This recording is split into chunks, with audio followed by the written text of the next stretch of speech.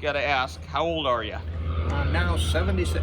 I had taken a little vacation from flying for 50 years and decided to get back into flying, and after looking at the options that are out there today, I selected weight shift control and eventually the REV.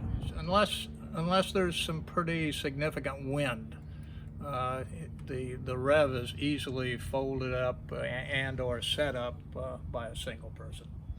I've probably folded it a couple hundred times. Wow. Because initially I didn't have a hanger, so after every flight it got folded up and put in my trailer, and obviously the next flight I have to take it out. So I had early on a lot of experience folding it up, taking it down.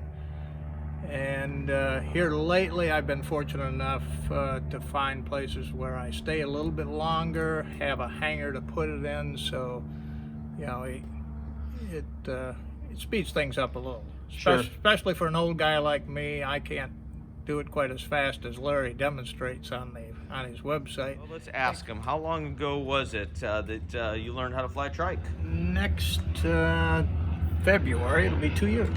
2 years ago. You're kind of doing what a lot of people I talk to want to do with a REV, or at least what their fantasy is, in my opinion, and that is to put this REV in a trailer, travel around the country, set it up, go fly. Is that something that you've done? That's exactly what I did, and that was the plan from the get-go. I've modified a 24-foot long trailer. The front of the trailer is a camper. The back is where the REV goes. The REV itself, I think, can go in an 18-foot V-nose. So I've got an extra 6 feet and have my little bat cave all set up. So far, I've been as far north as the Leelanau Peninsula in Michigan at Woolsey International. And as far south, my winter base is Flying Gators just outside Orlando. Both of those are grass strips, which I prefer with the REV. How many hours do you have on this little REV flying the last couple of years? A little over 100 hours now. Okay. And you've got the Polini engine on the back of it. Correct.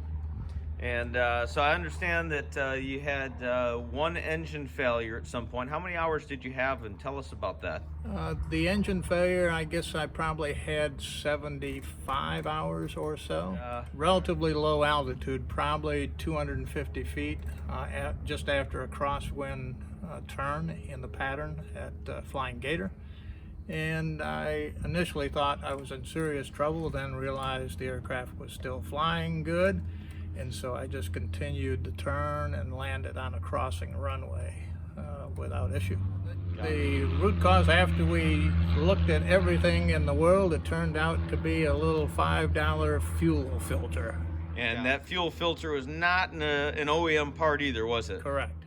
So this is something that the auto parts store seemed like, hey, replace one with the other. Exactly. And you got to learn about microns and paper filters all and that ethanol stuff, not working together. Exactly. Okay.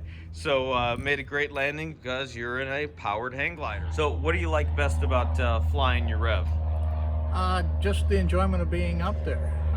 None of my flights are extremely long. The REV is not a cross-country machine, so I'm just flying it to have fun. My average flight time probably 45 minutes or so, and I'm just looking at the countryside. I still do a lot of touch and goes because I'm a relatively new pilot, so I like to work on my proficiency. But just being out there, and the REV of course doesn't have a front strut, so you get a good view of everything, and it's just a joy to fly. If I had a few more bucks, I might step up to the Revolt. But weight shift control is sort of a unique niche in the flying community, and it's very enjoyable.